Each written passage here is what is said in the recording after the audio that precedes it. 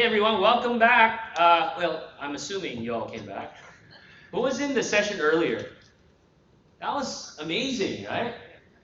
I love Samit's story, and hopefully that encouraged a lot of people. For those who weren't in the session earlier, my name is Dux Raymond Sy. Feel free to call me Dux. And yes, I had a hard time learning that name. Got my ducks in a row now. But in the next 45 minutes, I'm so thrilled to be able to talk to you on how you can practice kindness in tech. Now, some of you may be thinking, or people here at Ignite who's not attending the session is like, why do I need to learn about kindness? It's unfortunate, but oftentimes a lot of the fundamental things that we think we should know or people should know and do just don't. And I had to learn it in the last 16 years on what kindness truly means, but more importantly, how to apply it and implement it in my day-to-day life. We think about kindness, oh, that's a personal thing. That's your passion project. You don't talk about kindness at work. Kindness is you get a paycheck. That's kindness. But that's not true. So what I'm going to walk you through in the next 45 minutes on 5 specific steps that you can do to build a culture of giving back, not only for yourself, but also your immediate community and your company as well.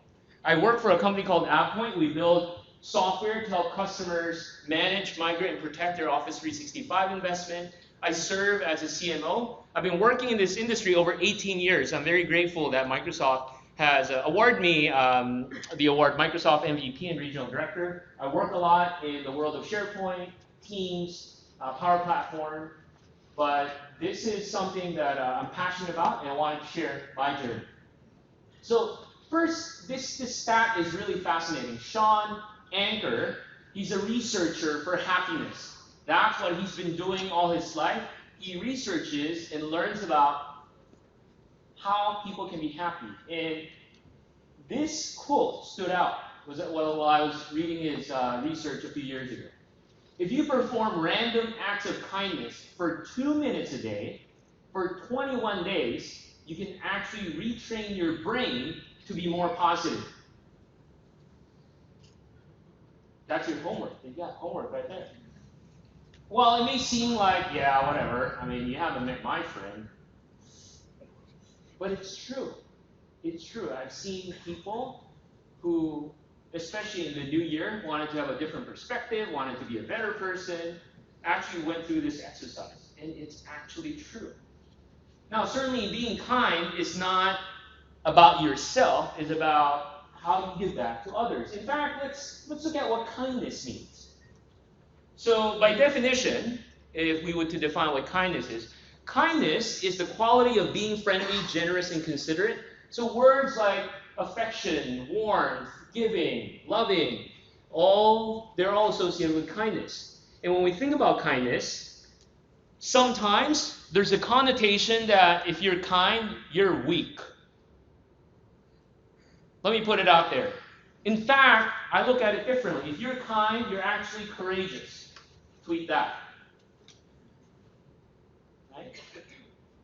Somehow our society has shifted this perspective that being kind is being weak, is being trampled upon.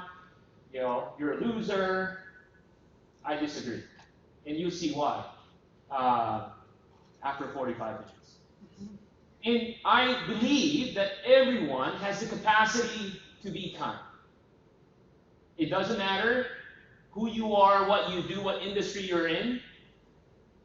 We think that, oh, being kind, that's like a priest's job or a social worker's job. Right? No, it's everybody's responsibility. It's not a job. It has to be part of it.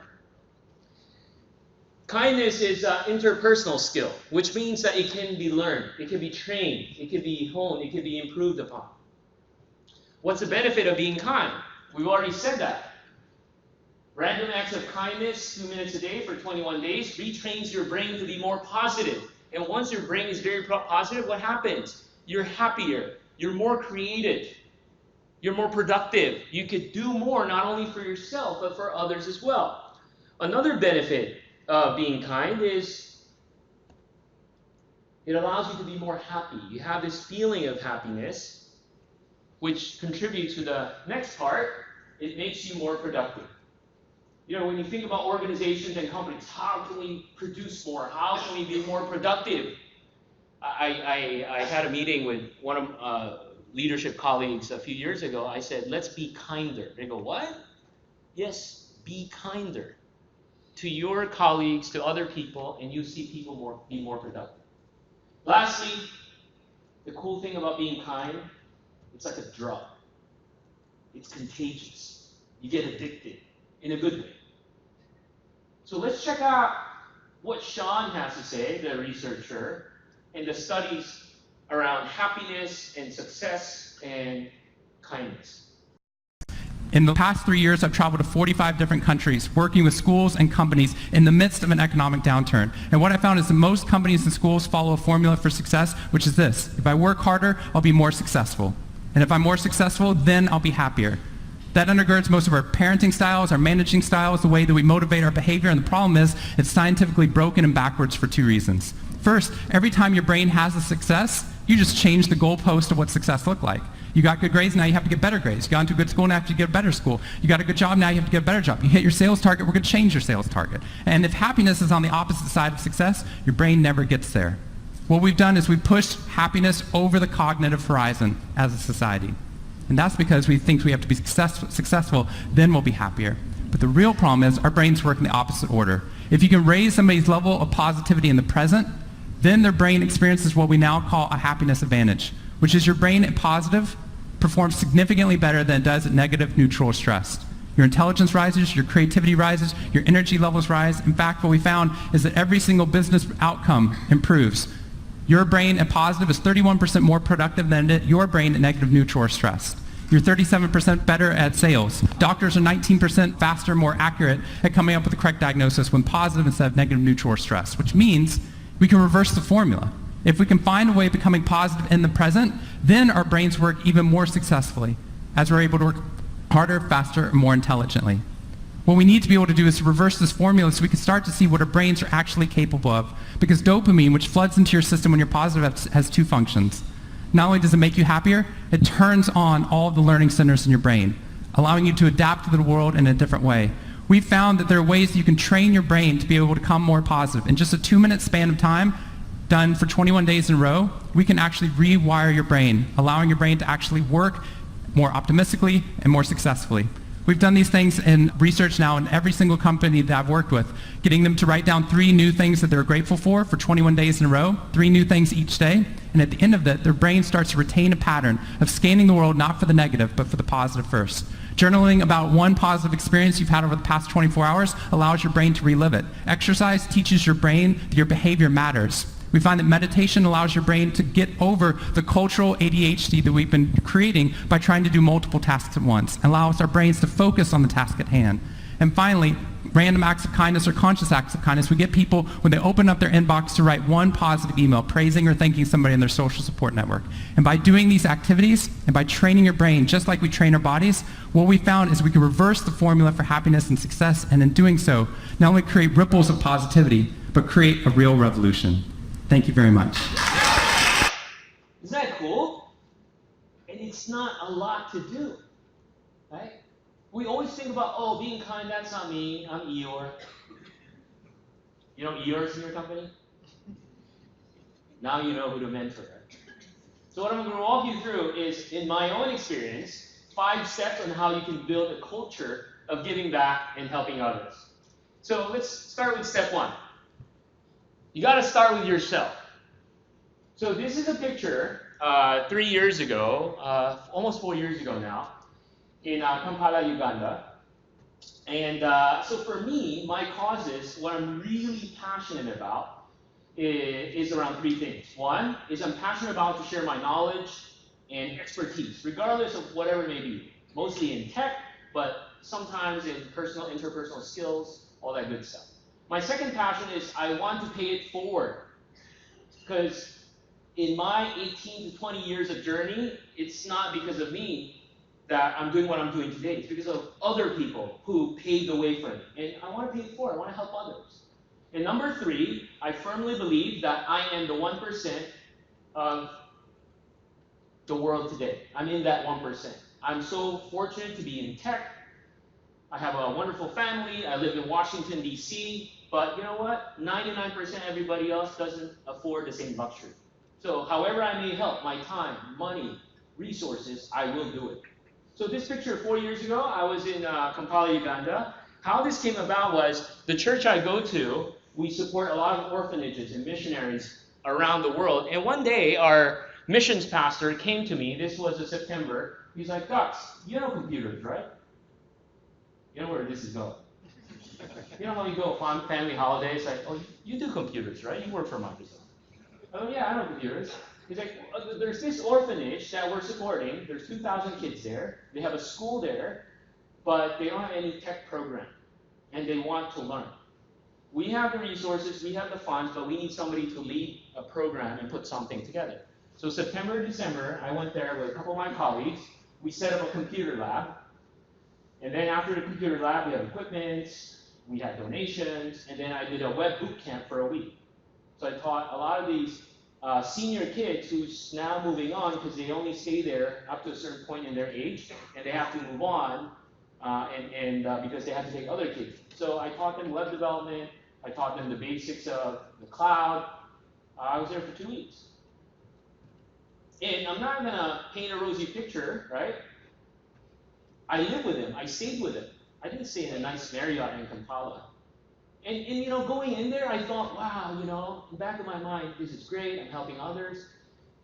But I have to be honest. I'm thinking, I'm doing a good thing for them. Y'all with me?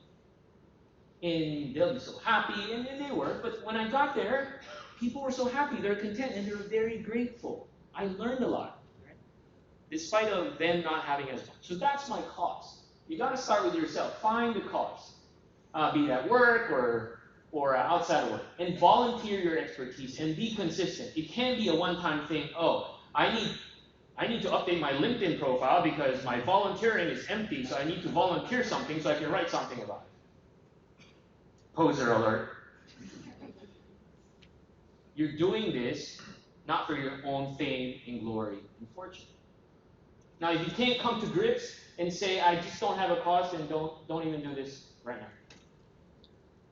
So my story, I was born and raised in Manila, Philippines. Grew up there, moved to the US in '96. I started my career as an assembler programmer. Anybody know assembler? Those who didn't raise their hands weren't born yet. And had the great opportunity after working for a small German company called Siemens. Saw .NET, got into that. Got into SharePoint, wrote books about SharePoint, and fast forward to today, I work a lot in the cloud. So that's my day job. But again, through that journey, a lot of people helped me out. I learned so much. That's my cause. I want to give back, right? So just some pictures. Other than going out and helping others out, giving back doesn't mean that you have to go to another part of the world and serve. If that's your thing, great. But giving back can be as simple as this, right? Maybe you're really good at something. My thing is public speaking. And not that I'm a great public speaker. It took me 16 years to learn this craft. Because let me share a little secret. My first public speaking gig, I was a developer at Siemens. My boss told me, hey, you got to show this to the customer.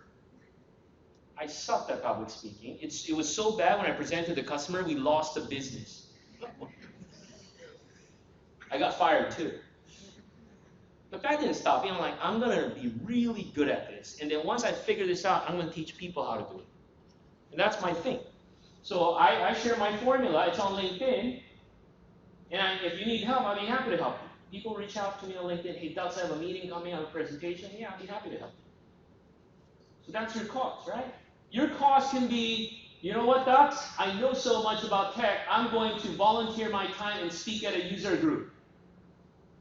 You're being kind. You're being generous. You can do that. One of the very first SharePoint Saturdays, I was grateful to be a part of it in 2008. It was in Washington, D.C.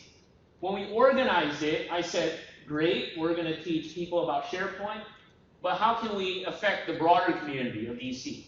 So we said, why don't we tell people if you attend SharePoint Saturday DC, bring a coat or because it was winter, bring a coat or a canned food and we'll donate to the local shelter. So it was a quick, and people were happy to do it. They came, learned a lot about SharePoint that one Saturday, and we had a bunch of food and coats. After the event, we took to the local shelter. It's win-win for everyone. It's not that hard. My point here is, don't overthink this. We oftentimes, oh, it's so big, I don't have money, I don't have time. Lame excuse. Right now you're thinking about something, go do it. And for me personally, it's not just a me thing. If I can get my family involved, I do. So I have two wonderful children. My son, Johan, he's 14. My daughter, Danica, is 9. Every opportunity we have as a family, we go help and serve others. Be it through teaching.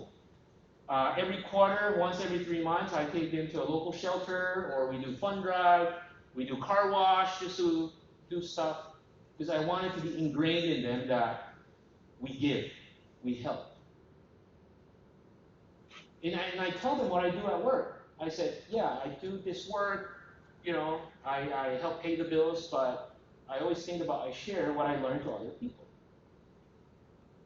Step 2, so you start with yourself. Next step is you involve your community. Because you can't go out and start saying, hey, let's start being kind, let's do something. You don't have any experience or credibility. Right? And like I said, it doesn't have to be big. You could go to your local school during go to code.org and teach people how to code after hours. So there's so much you could do. So next, involve your community, where you round up a group of people to support a common cause. And again, the common cause could just be every month, let's do a meetup and teach people about Power Platform. Right? That's what Samit is doing. If you were in this session earlier, Samit, the security officer at Heathrow, every month they host a meetup to teach people about Power Apps. It's great. And then establish goals, right? Without having goals around how you want to be kind and get your community involved, it will die down. Next year we're going to do this. Next month we're going to do that. And then lastly, you got to continuously evolve to grow the community and have that ripple effect. So I want to show an example and walk you through a really good example.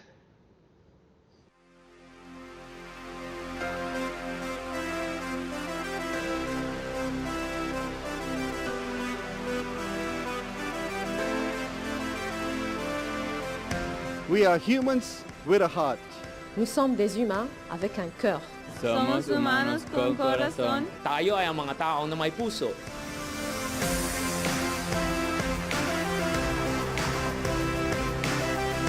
When people think of people who work in tech or IT people or coders, they think we're this trolley nerd who sits in the basement, but we're not really a 360-degree real person. I love the fact that Humans of IT exists to show that we're not just people who are interested in making tech or talking about tech, but we're actually very, very interested in figuring out how to make this industry better, more inclusive for everyone. Nós somos humanos com coração. Ja, mennesker med et hjerte. Wir sind Menschen mit einem Herzen. 우린 모두 심장이 있는 사람들이다. I think it's important to have a Humans in IT track at the Ignite conference because it actually acts as a platform for you to have that voice. Able not just to have a voice, but also the platform to be able to listen. Some of us want to hear from others, so that's the human side of things, being able to listen, and also it gives an opportunity to build a community of mentorship. Nous sommes des humains de l'IT. Tayo ay ang mga tao ng IT. Nós somos humanos com uma tecnologia. Wir sind Menschen in IT. Kita adalah manusia dengan hati. I believe with technology, empathy, and just a little bit of human behind the IT, that it'll make all the world of difference in every situation. 우린 모두 테크놀로지 일을 하는 사람들이다. Somos humanos de tecnología. Vi er mennesker innen IT. We are humans of IT. I think focusing on the humanity portion of tech is incredibly important because The reason we come here to this conference, the reason we make tech every single day, it's to make the lives of the people around us better and easier. Unless we talk about how to make our lives better, how can we be in the business of creating things to make lives better for everyone in the entire world?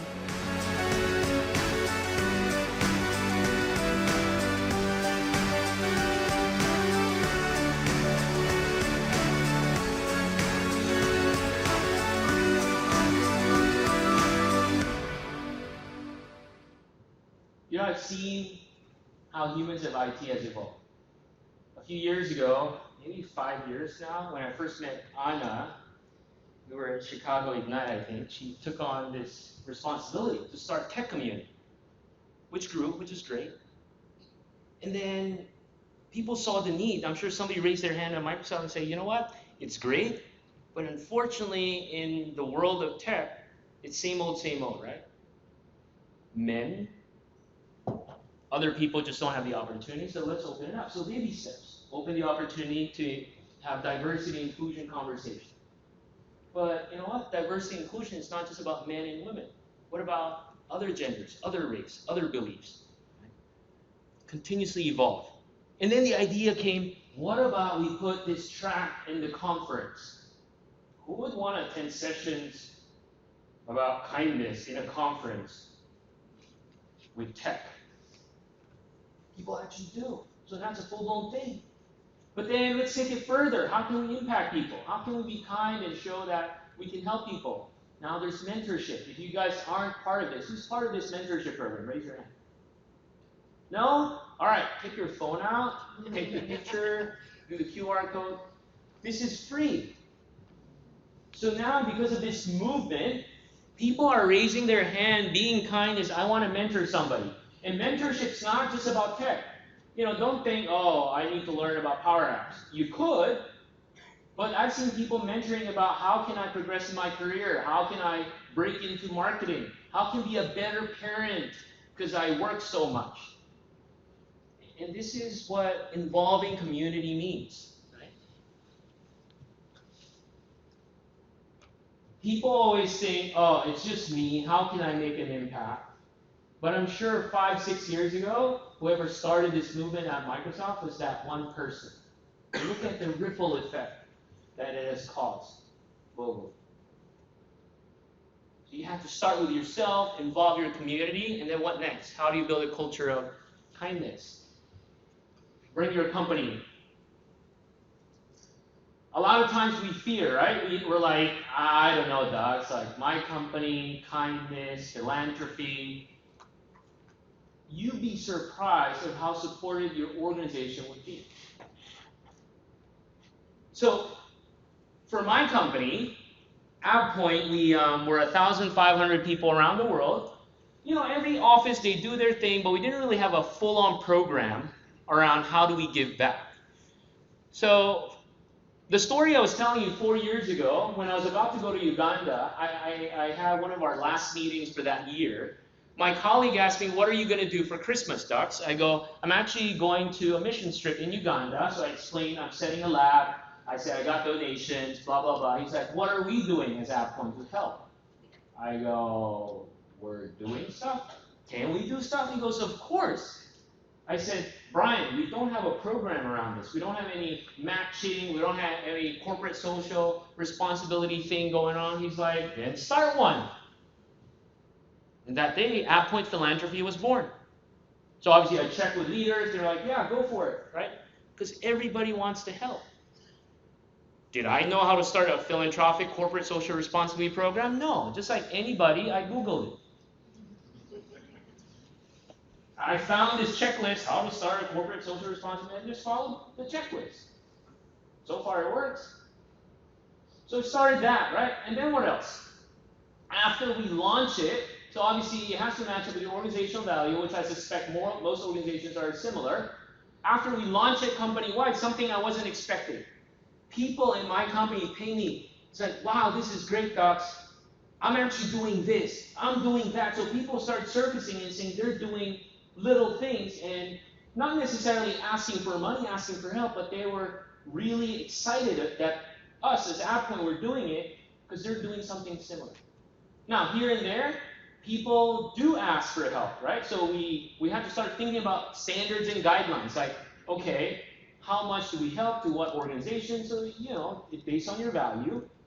For example, Microsoft, every October, they have a give campaign, and they match up to, is it 10,000?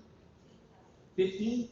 So if you're a Microsoft employee and you contributed to causes that was within the guidelines, up to 15,000 US dollars, Microsoft will match it. Right? Now, I'm not saying you have to do that, but think about what kind of programs you can put in place to encourage your organization. Lastly is be inclusive, meaning having a program in your company cannot only be available to a limited few. Right? Some examples. So as a result of our philanthropy program sits across 3 pillars. We support through our technology, we support our local community, and through education. So technology, we give away our software for free to qualified nonprofits. So we signed up with an organization called TechSoup. There's a nonprofit called TechSoup, and they manage the distribution of free software to nonprofits. So we don't have to deal with all the requests, right? So we signed up, we put the criteria, and if you qualify, your organization qualified, they can get free software from Apple. Second, community. So we have 25 offices around the world, and each office, every quarter, they can do any kind of community outreach they want to do. So some pictures I have here, this is from Germany. So they're helping out with a local school near our office, and they help do some artwork. This one in Richmond. So there's a nonprofit there that collects shoes for homeless, and we help sort out those shoes, or at least a team there. This was in Washington, D.C. last Thanksgiving. We helped prepare meals for homeless in the D.C. area. So we encourage every office to have their own initiatives, and we talk about and highlight. Not only it's the right thing to do, it's a good thing to do, but people in your organization would appreciate it. It matters. What we're doing now, you take a picture, we just last week, because we have 2 offices in Australia, we started working with the Australian Red Cross, and we launched last week a campaign. And the easiest way is to donate to the Australian Red Cross. We're matching donations.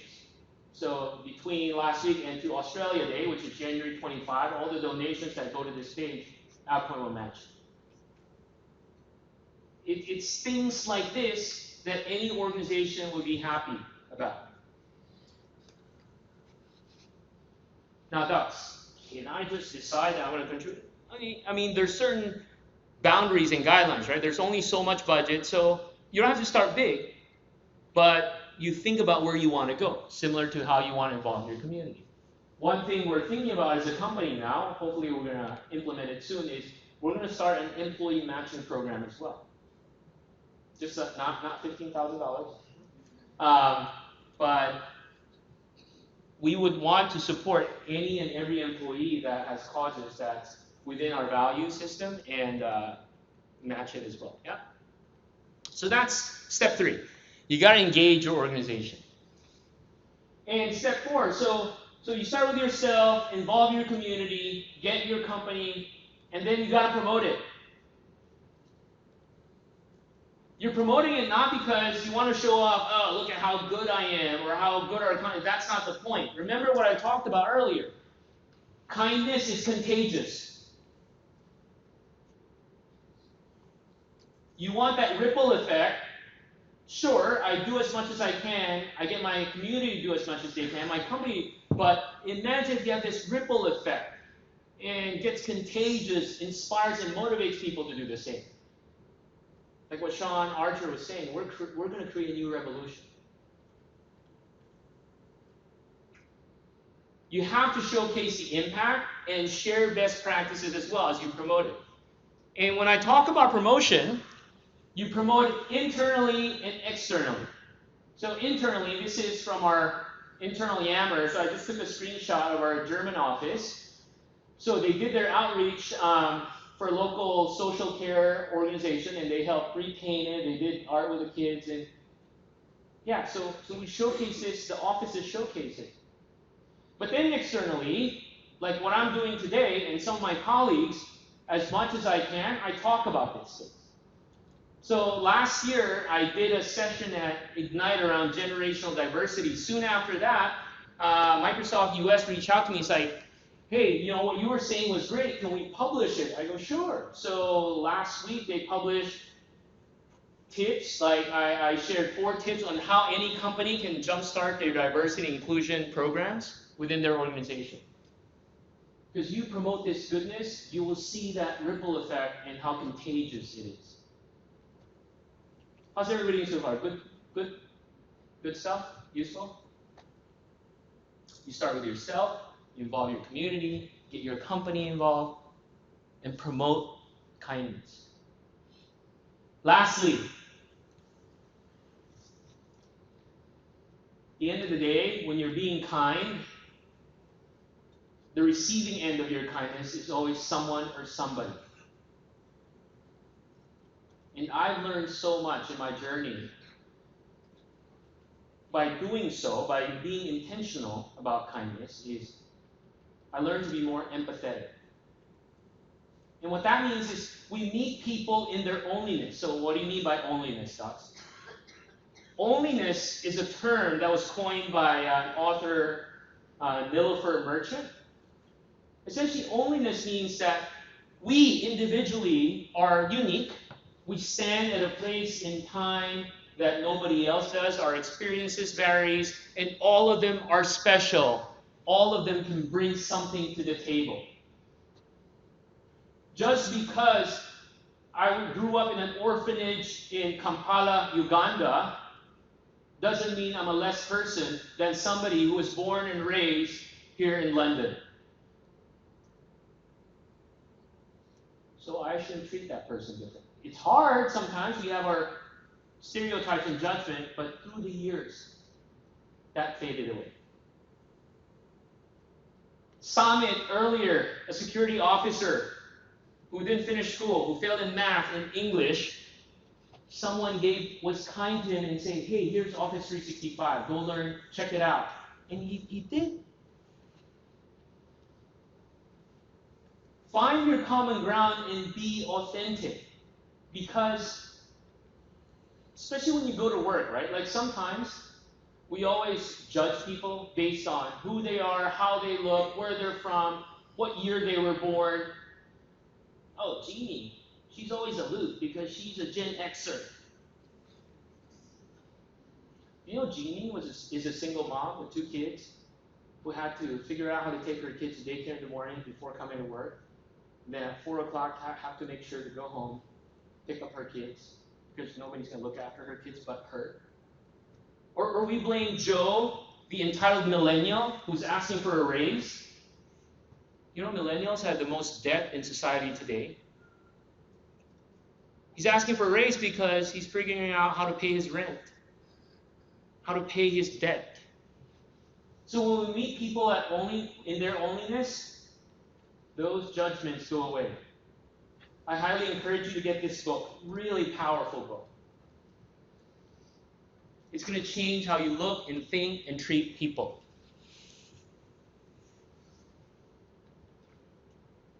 And when you meet people in their onlyness, you will find something special. It may not be today.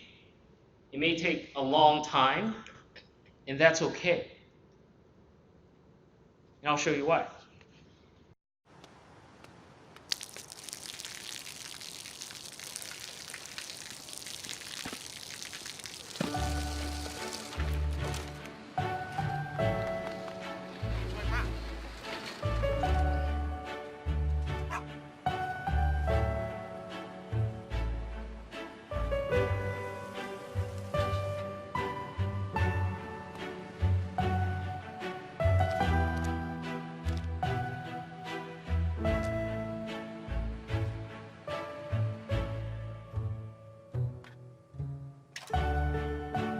เขาจะได้อะไรถ้าเขาทำแบบนี้ทุกวัน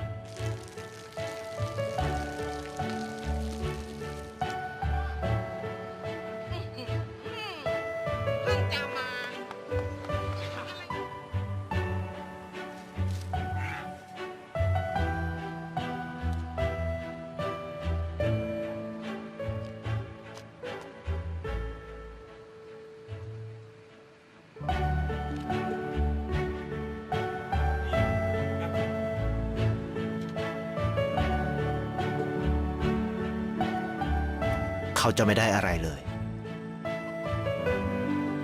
ไม่ได้รวยขึ้น ไม่ได้ออกทีวี ไม่มีใครรู้จัก ไม่ได้มีชื่อเสียงที่มากขึ้น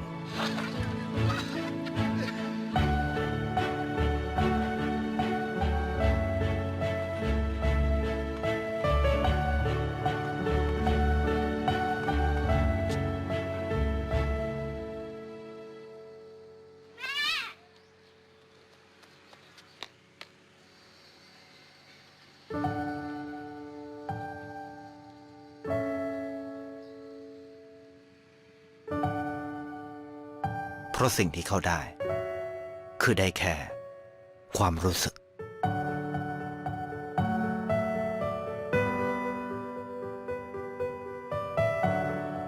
ได้เห็นความสุข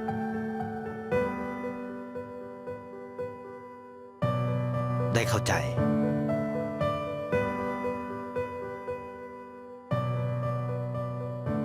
ได้ความรักได้ในสิ่งที่เงินซื้อไม่ได้ได้โลกที่สวยงามกว่าเดิม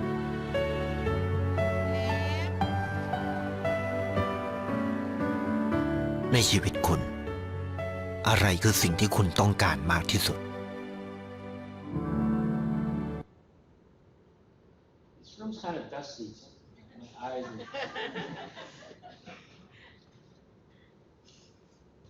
It's amazing how much each and every one of us can bring to the table just by being kind. 5 steps to start culture of kindness. Start with yourself, involve your community, engage your company, promote kindness and talk about it, share it, compel people to do things, and meet people in their onlyness. You know, before I open this up for questions, I want to wrap up with one final story. So when I went to Uganda, shortly after that, Edward reached out to me. He was one of the orphans there. He calls me Uncle Dux. He says, Uncle Dux, you know, I'm so grateful and thankful. It's great. I've learned so much. I really want to go to IT, but I just can't get to school. I don't have money, right? So I figured it out. Essentially, I paid for his school. But part of that is, I said, look, you do this, I do this for you, Edward, you have to help me out here. Every summer, when you're done with school, go back to the orphanage and do what I did for you. So he did. Right? He taught a bunch of other kids, and he continues to do so. He finished school, he found a job. He's a sysadmin for a company, and he travels the world. He sent me this note before he got married. He just got married last Christmas. He says, greetings to you, Uncle Dux. Thank you for all your love, care, mentorship, and discipleship. You've shown me my life. All the connections you've helped me form are truly life-changing. I look up to you as a role model. I'll surely always make it a point to follow your acts and grow into the type of man you have shown me to be as I continue my walk with God. Your importance to my life is beyond measure. Thank you so much, and more blessings to your family. I went to Uganda with an honest intent of sharing my knowledge in tech, but how many lives have been impacted since then? And I'm not going to stop. So thank you, and hopefully that gives you some inspiration and ideas on how to get started. Thank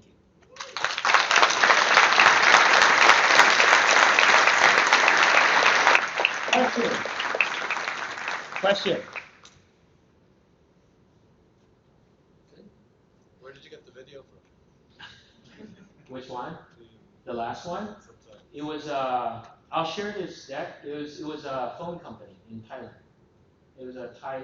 I think the title of the video is Random Acts of Kindness, and you can just do Random Acts of Kindness, Thai phone company. Yes. Sure. So challenges, right? Certainly there are challenges. Challenges is balancing time, right? So at one point, so let me give you a good example. Earlier, when I got involved in SharePoint Saturday, I organized SharePoint Saturday. I did user groups. I went out at the expense of my time being at home. Because SharePoint Saturdays, right? Monday to Friday I'm working, and Saturdays I'm doing this for the community. And I thought I was doing the right thing, but I didn't think about the compromise I would have at home. So I had to step back. So these days, while as much as I love to do user groups outside work hours, I don't, because I want to spend time with my family. So that's one challenge. Second challenge is like the Uganda trip, just raising money and awareness and funds. Because opening a lab with a bunch of computers, with software, it's a lot of money. So just getting people involved. But what's surprising is people actually pleasantly surprised me, because a lot of people really wanted to help, which was a good thing. So that was, two things I can think about: resources and also time. Other questions? Yes.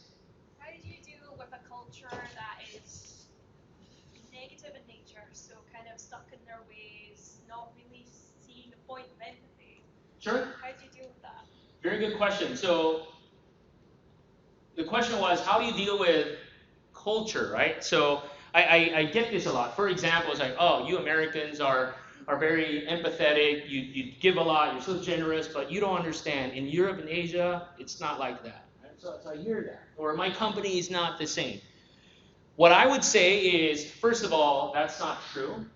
Second is, that's why I always start with yourself. Because when people see what you're doing, and you're not going to go promote, hey, look at the good things I did this week. No, not that. But if you do it on a consistent basis, people will see it. And then you will get champions and proponents within your organization or your community and say, hey, that's really cool. How can I help? So you start with baby steps. You don't just go in one day and say, today we all have to be kind. Or else. So you always start with yourself.